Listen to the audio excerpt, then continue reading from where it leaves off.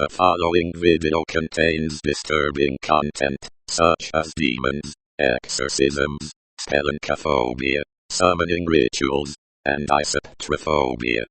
Viewer discretion is advised. This video contains no jump scares.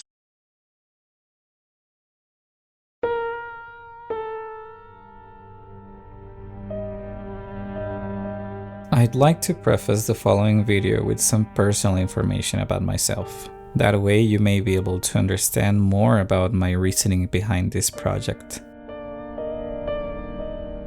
I was raised in a purely Catholic household. And not only that, I spent 12 years of my academic life in a Catholic school. I'm in no way blaming my parents for my religious upbringing, but it did awaken in me some sort of spiritual curiosity. The more I was trying to believe in the good part of my faith, the more questions I had about what that faith was guarding me from. There's this passage in the Bible that states, "Because thou hast seen me, thou hast believed. Blessed are they that have not seen, and yet have believed." And it always troubled me so much not to be able to have proof of what I believed in. To be surrounded by the whole church at home and school, and yet not to have an answer to the questions that bothered me so much. You know, little by little, this lack of answers made me start fearing some aspects of my religion. And now, well, I'm currently agnostic. But the questions never stopped coming to me. And so, I started developing a never-ending hunger towards finding proof of unexplainable phenomena. If I couldn't find proofs of miracles, perhaps I could find proof of the opposite. That's how my fascination towards the occult began. And with the rising popularity of the internet, I had more than enough access to quench that curiosity. As you may have already guessed, this video will be an exploration of the content I used to research that had a connection with the occult, and answer some of the questions that have always plagued my mind. Why are we drawn to this type of content? Well, let's deep dive into these paranormal mysteries. Allow me to show you the ingredients for my self-induced night terrors.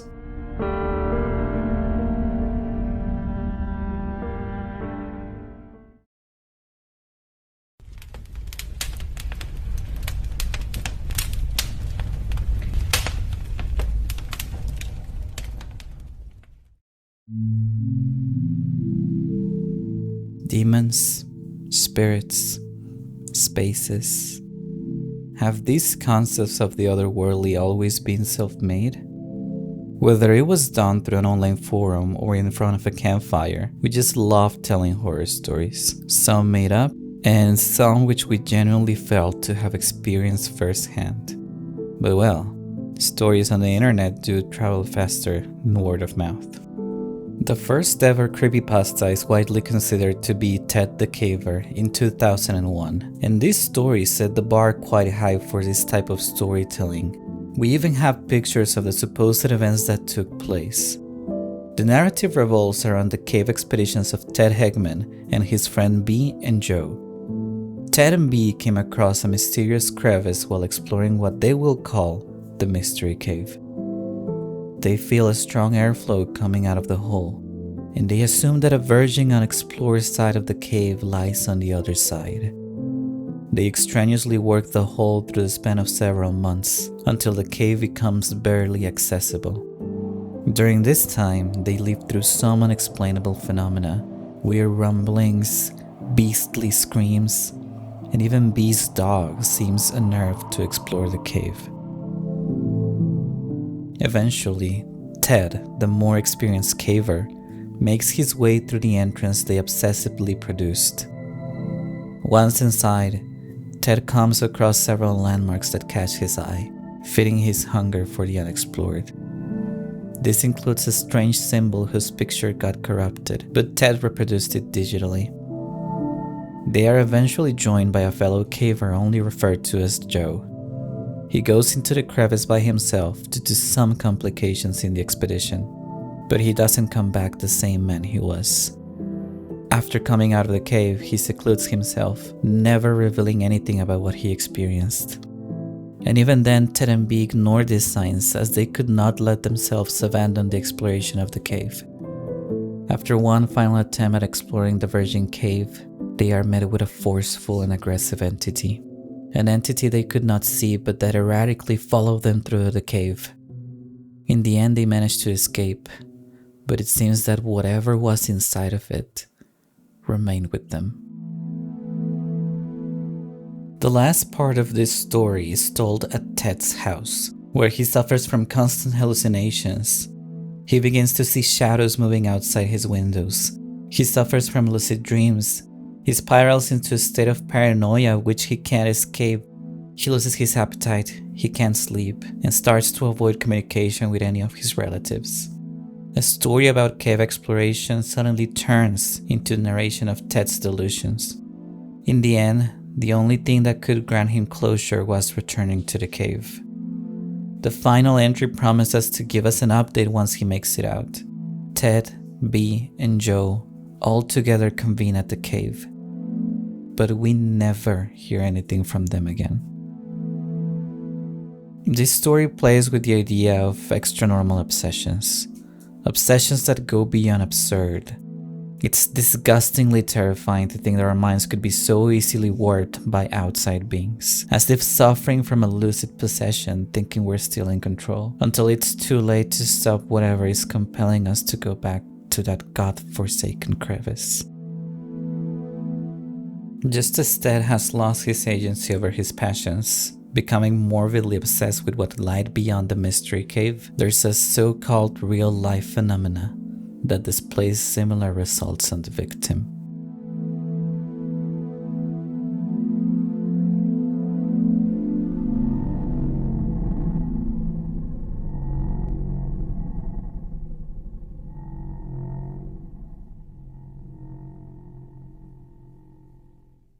Demonic possession is a topic of such limited access. Whether it is done to respect the patient's privacy or due to any other mythical causes, the amount of verifiable information makes this a difficult topic to research. The concept of demonic possessions has always had a lasting effect on me. I'm pretty sure most of you, if you're also horror enthusiasts, might be familiar with some of the most popular media depicting this blasphemous event. The idea of being held captive by an otherworldly entity with no agency of your own seems hopeless. To be damned with no discernible reason, even more when most attempts to cast the demon out seem to end in tragedy. Such was the unfortunate case of Annalise Michel. Annalise was a deeply religious student and teacher. At the time of her death, she was 23 years old. She lived in Bavaria, which at the time was a primarily Catholic state in Germany. Annalise had a history of epilepsy and had undergone occasional psychiatric care. According to medical records, Annalise had suffered from seizures throughout most of her life. She was diagnosed with temporal lobe epilepsy, which affects sensory perception, memory, and emotion. This eventually led Annalise to experience very vivid audiovisual hallucinations. As recounted by Daniel Castellano, she first saw visions of demons in her daily prayers in the autumn of 1970, and by 1973, after years of medical treatment, she was seeing demonic faces in the people and objects around her. She then started to exhibit the signs we usually attribute to possession, such as eating insects, smashing religious objects, and avoiding Christian imagery. Her hallucinations and aversions towards religion increased with time. If we make the connection, given her extremely religious background and psychiatric condition, it's not too far-fetched to assume that her hallucinations would be deeply rooted in her faith. Growing up religious, you learn to fear that who opposes your doctrine. Annalise herself explained her feelings of abandonment in her faith and sensed a dread that makes you think that you're right there, in the middle of hell. You are totally, utterly deserted.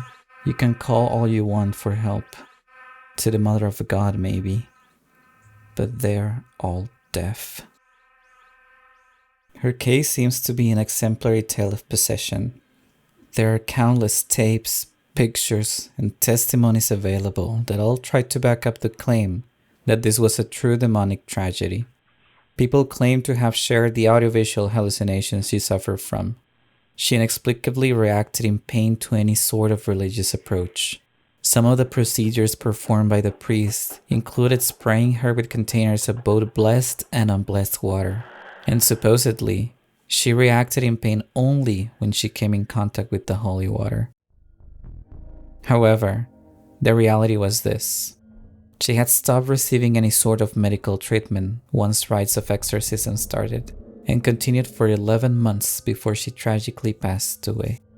It's unclear if medical treatment would have helped Annalise. Her condition might have demanded for her to be heavily drugged for her health not to deteriorate as bad as it did. Nonetheless, Annalise was no longer in control of her physical or psychological being. The evidence available to us regarding her case make it easy to jump to conclusions. This surely must have been the result of a demonic phenomena. But is that the case? Here's where things begin to get a little harder to explain.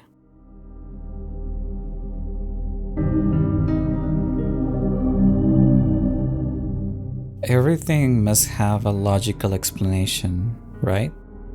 Well, there's been some scientific explorations that try to demystify, or at least understand, these paranormal occurrences.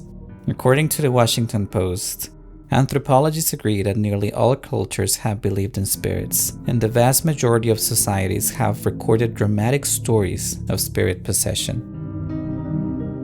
There are a couple of testimonies from several psychiatrists who agree that they have lived through cases of demonic possessions. It seems that the church has worked in tandem with skeptical psychiatrists in order to rule out which cases remain clinical and which cases require a more divine intervention. Other authors, such as Katsuhiro Tajima, argue that there has been some over-reliance from the clergy on cataloging certain psychiatric cases to be stemming from demonic phenomena. Such is the case of an anonymous patient who started feeling symptoms of possession after a trip to the Canary Islands when she was 22 years old. As she describes her situation, "The spirit got inside me, raped me more than once. I started to feel a presence that made me squirm in bed, vomiting and feeling sick." These were described as persistent kinesthetic hallucinations. She underwent heavy medication for her symptoms for 5 years, but there was little to no improvement. She consciously described her symptoms to come both from a mental disorder and the presence of a spiritual being. Once she and her family contacted the clergy, the religious institution was quick to attribute her situation to that of a demonic possession. The patient was basically reassured that this was the reality. After undergoing several exorcisms, though, she claimed that her symptoms improved. But why? This is the part where things stop making sense. Could a clinical explanation be enough for these cases, where the patients may feel a placebo effect from being spiritually treated alongside their medical interventions? Or is there an actual effect behind these cases? Currently, it seems that clinical and religious institutions have collaborated together in the treatment of mental illnesses. A 2016 article by Joel Sanford states that possession serves as a reasonable etiological explanation for many symptoms associated with schizophrenia, in particular hallucinations and delusions. It would be useful for medical professionals to work together with faith healers to define better treatment pathways for schizophrenia. But does this explain the inhuman sounds we have listened to in recordings all over the web? The supposed ability for the possessed to tap into forbidden or unknown knowledge? There are still so many things that remain a mystery. But what if we were to seek the company of these malicious entities on purpose?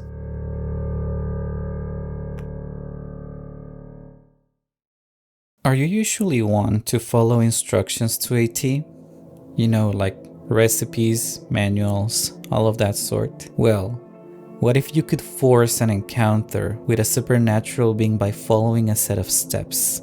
This next section is dedicated to one of my favorite creepypasta genres, Rituals. You may have already heard about certain popular rituals, such as hide and seek alone. In this ritual, you use a stuffed animal to summon an entity that will play hide and seek with you. Would you like me to tell you how to play it? For this game, you'll need the following stuff.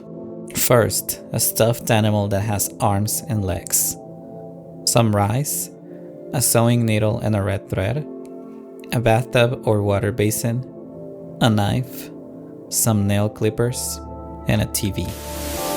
To start the game, you will need to give a name to the stuffed animal. Just make sure that it's not your own name. Let's say, for example, Ishka. Then, tear the insides of the stuffed animal and replace all of the fluff and cotton with the grains of rice. You'll also need to add a couple of your own nails. Apparently, you can use other things like spit or pieces of hair, but this seems to affect the potency of the connection to your detriment. The recommendation is just to use nails. Sew it back with the red thread. Then, fill the bathtub or basin with water. And lastly, prepare some salt water and your hiding spot. At 3 a.m., start the game by saying, "You're it, Ishka," and submerge the stuffed animal in the water. Get to your room, turn off all of the lights in the house, and only leave the TV turned on. Count to 10 with your eyes closed, and then go look for the stuffed animal in the bathtub. Once you get there, stab it and say, "I found you, Ishka." "Now, Ishka, you're it." Leave the knife stuck in the animal, and then quickly go and hide. You'll need to be carrying your salt water at all times.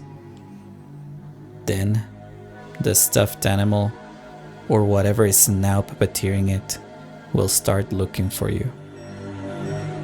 The game has now begun, and you'll be able to play for the span of 2 hours until 5 a.m. To end the game, you must put the salt water in your mouth and go out of your hiding spot. Once you find the stuffed animal, you must spit it with the salt water. Try not to fail or swallow your only form of leverage against this being. There's been multiple videos of people attempting this ritual of Japanese origin. Whether they're real or fake, I don't think it matters.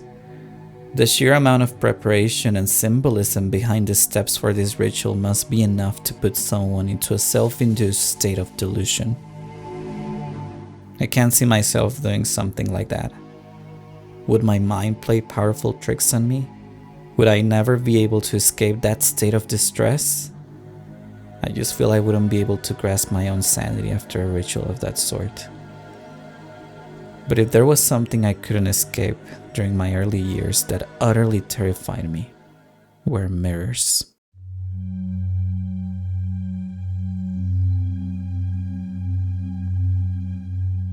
The following ritual pasta belongs to 666 It's Finley.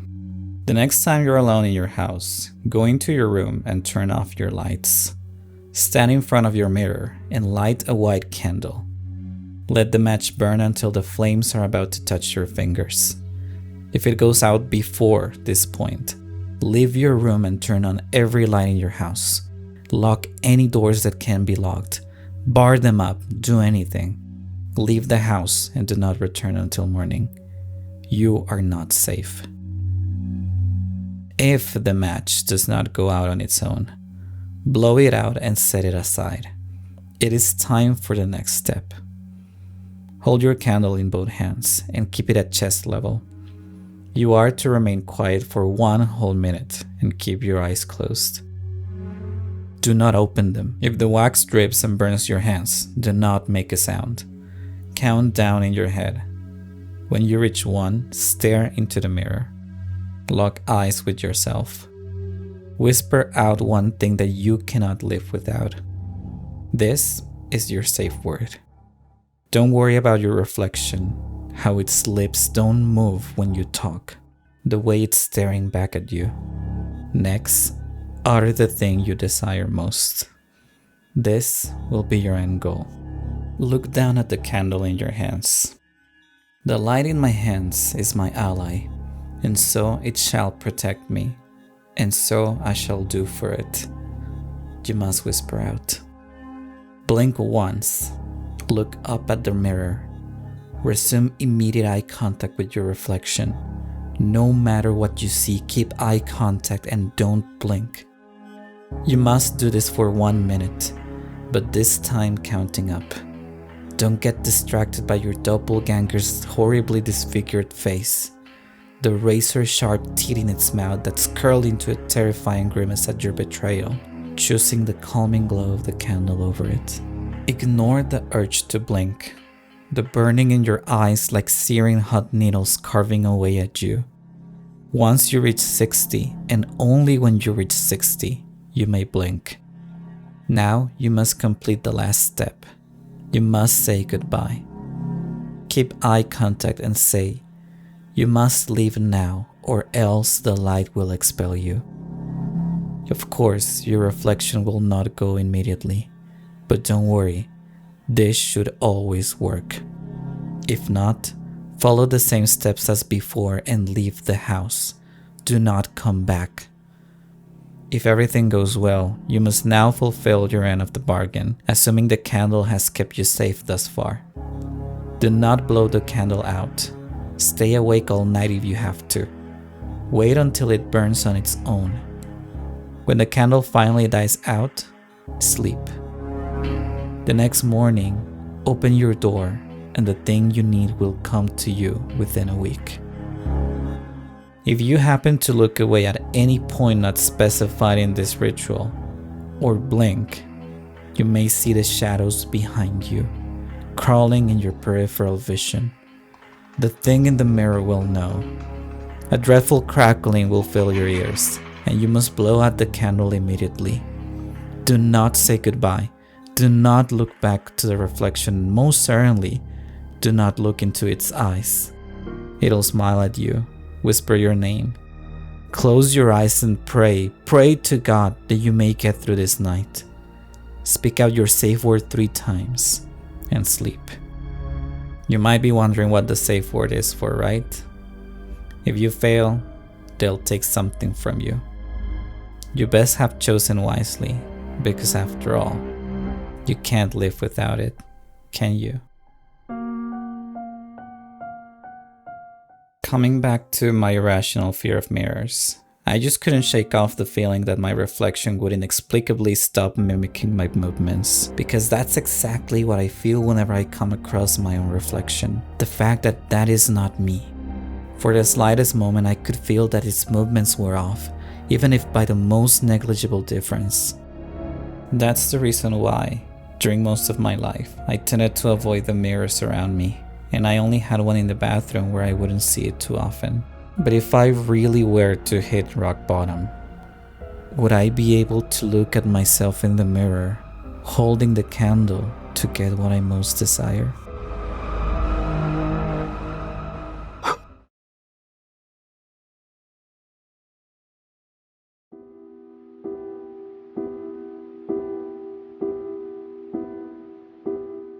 This last section is not exactly a ritual, but something far more disturbing. This is a cursed poem. Please do not repeat this poem out loud and only listen to my voice. Nothing will happen to you just by listening to it. Elder sister vomits blood, younger sister's breathing fire, while sweet little Tomino just spits up the jewels. All alone does Tomino go falling into that hell, a hell of utter darkness, without even flowers. Is Tomino's big sister the one who whips him? The purpose of the scourging hangs dark in his mind, lashing and trashing him, but never quite shattering. One sure path to Avicii, the eternal hell. Into that blackest of hells guide him now, I pray, to the golden sheep, to the nightingale. How much did he put in that leather pouch to prepare for his trek to the eternal hell? Spring is coming to the valley, to the wood, to the spiraling chasms of the blackest hell. The the nightingale in her cage, the sheep aboard the wagon, and tears well up in the eyes of sweet little Tomino. Sing, O nightingale, in the vast misty forest. He screams he only misses his little sister. His wailing desperation echoes through hell. A fox peony opened its golden petals. Down past the 7 mountains and 7 rivers of hell, the solitary journey of sweet little Tomino. If in this hell they be found, may they then come to me, please, those sharp spikes of punishment from Needle Mountain.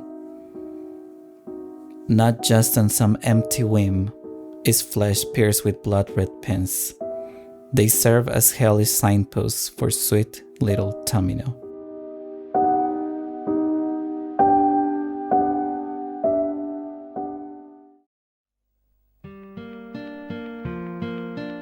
This was one of the first ritual passages that I came across when I was very young, and it has always been shared with this associated image. I must warn you, the image is quite shocking at first. Just a little trigger warning. But this image is not cursed, nor the poem should be. The poem was written by Saijo Yaso in 1919, and it was part of a collection of poems called Gold Dust. It's believed that the author wrote this poem after his sister passed away. Some of the information I found discussed several aspects of the poem, such as the way in which Tomino's sisters are at pain, while Tomino walks ignorantly through hell. Some other sources claim that there's some sort of incestuous relationship between Tomino and one of his sisters, though I couldn't find a lot more evidence discussing it. This picture is titled, I Can No Longer Be a Bride. It was made by Yuko Tatsushima in 1999, around 80 years after the poem was first made. Most of her works bring light to the victims of sexual assault. At least that's what I could find online. The artist's social media presence is close to non-existent, so I believe it was easy to snag a cropped out version of this artwork and associate it with an eerie poem. Eventually, this poem became a creepypasta. It was spread around the internet with this eerie claim to be cursed. What's more interesting though is that Japanese sites containing this poem did not initially claim that it was cursed. Only when it became a creepypasta did it acquire this additional warning. And the crazy part about this is the fact that most people believe that. I struggled for hours trying to convince myself that this poem had no paranormal powers. Hell, I even looked at it on YouTube and could not find many channels that featured the narration of the poem. But just stop for a second and admire the amount of power we had given to this piece of poetry, and how thousands of people who came across it could not fathom the idea of ever narrating it in real life. Well, it can't be certain for sure just yet. I'll let you know if any kind of curse is to befallen me.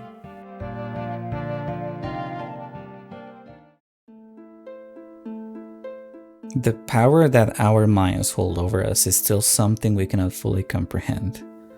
The physiological effects that it has when we obsess ourselves over the supernatural are very palpable. I can't seem to find any logical explanation to this other than the fact that our mind is not very reliable when left to its own devices. Consuming this type of content, however, is a guilty pleasure of mine since I was quite young. I can't look away from this type of information, always trying to find a clue to otherworldly beings and phenomena. Perhaps to reinforce any beliefs I was raised on during my early Catholic years, but it has been hard to find many occurrences. I believe I am saying this from a position of privilege though, as I have never encountered any phenomena myself. And even though these stories produce me uncontrollable states of distress, paranoia, and countless sleepless nights, I just can't stop myself from performing this self-ritual of night terrors.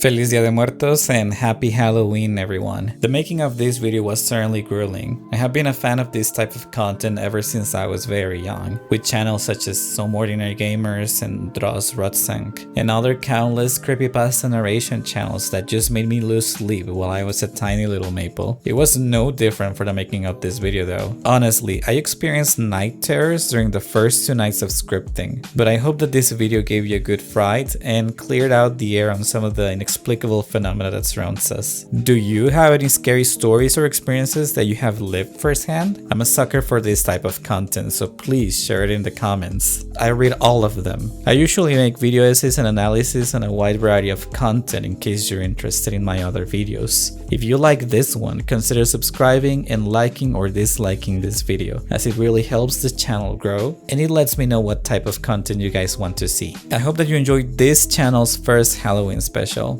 And well, until next time, stay spicy.